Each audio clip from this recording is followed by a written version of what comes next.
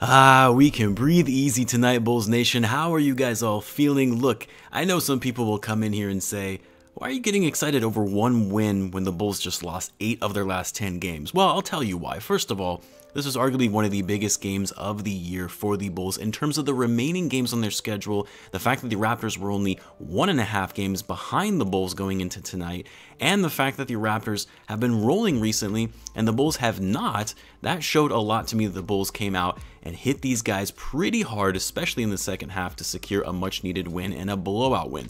The Bulls finally showed some hustle, some effort, and even some resilience given the fact that the Raptors were really fighting in the first half, and the Bulls could have come out of the locker room and withered away like they have a lot this season in the third quarter. But no, the Bulls came out firing on all cylinders, recognizing the urgency of needing this win, which I talked about in that loss against the Suns. How the lack of urgency from the Bulls to play with effort in their final few games for playoff positioning, that lack of urgency was very concerning to me. But you saw it in tonight's game, coming out of the locker room at the half with great execution and doing so against a team they don't really match up well against. Also, it was great to see Patrick Williams back in the lineup, and for all those who were saying that P. Will back in the lineup won't really do much of anything for the Bulls, well, check again, because going against a tall, athletic team like the Raptors, you need someone like Patrick Williams who can match up with their size and physicality on the defensive end, even in the limited minutes that he played. So with this win, the Bulls remain at the 5th seed in the East, 1.5 games behind the Celtics, and they gained a full game on the Cavs, who lost to the Lakers tonight. They're now 1.5 games ahead of them, and of course they gained a full game on the Raptors since they just beat them. Now they are 2.5 games ahead of the Raptors. Again, that's why this win is so critical, especially knowing the Bulls have a lot of games coming on the road, which the Bulls have struggled all season playing on the road. But look, so much to like about this game tonight. I actually want to start with how well the Bulls took care of the basketball tonight. The Bulls turned the ball over only 5 times, which was a season low, and doing so against a good defensive team in the Toronto Raptors. And what's even more impressive about that is the Bulls weren't playing their usual ISO ball that we have seen recently. The ball movement was on point. Guys were moving, cutting the basket, popping out behind the arc for an open 3. Multiple players were touching the ball on every possession. The Bulls had 28 assists tonight, and to have all of that ball movement but still only have 5 turnovers is incredible. The Bulls also shot the ball pretty well tonight, 49% from the field and 40% from 3. It was good to see the guys finally shooting it well from deep. We haven't seen that in a bit. I don't know what was going on with their free throw shooting though. The Bulls were 14 for 24 from the line, which is pretty odd, as the Bulls are one of the better free throw shooting teams in the league when you have DeMar and Lavine taking most of those free throws. But anyway, it didn't matter. It was just odd to see the Bulls actually shooting 59% from the free throw line. Now, of course, we did see an adjustment tonight in the starting lineup, and we talked about this in prior post-game videos, the need for Billy Donovan to make the necessary adjustments to get the best out of his roster, because the rotations that he was coming out with clearly were not working, and teams were simply starting to figure the Bulls out, doubling DeMar or Lavine and running the pick and roll.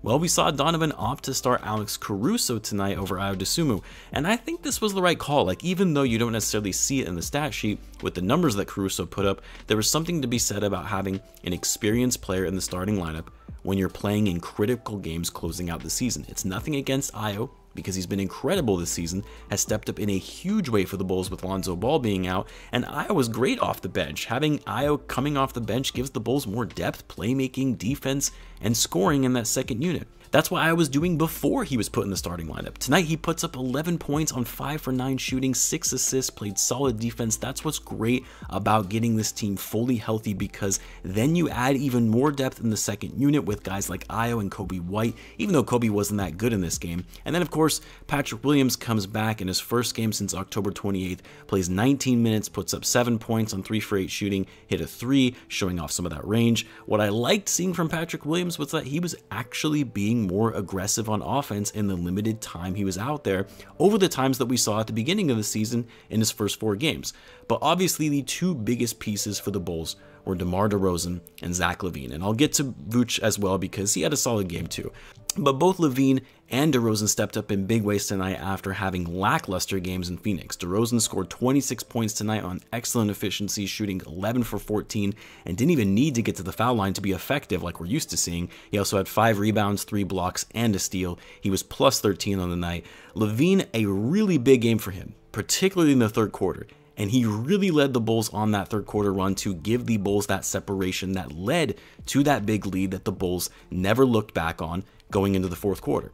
Zach had 16 points in the third quarter alone. He finished the game with 26. He actually started out the game pretty slow, but really picked it up in the second half. Again, 26 points, 9 for 18 shooting, 3 for 6 from 3, 6 rebounds, 6 assists. He was a team high plus 19 on the night. And what I like seeing from Zach, maybe not as much in the first half, but in the second half, was he was being smart and calculated with his shots.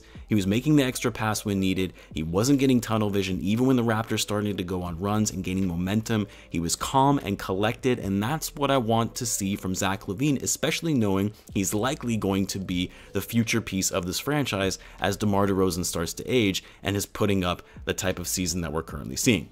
So anyway, I know this is a bit of a quicker video, but this was a big win for the Bulls. They get a much needed win after losing 3 in a row and doing so against a team that is right behind them in the standings, and also doing so in commanding fashion in really a blowout win. I know the final score shows that they only won by 14 points, but the Bulls really ran away with this one in the third quarter and didn't look back.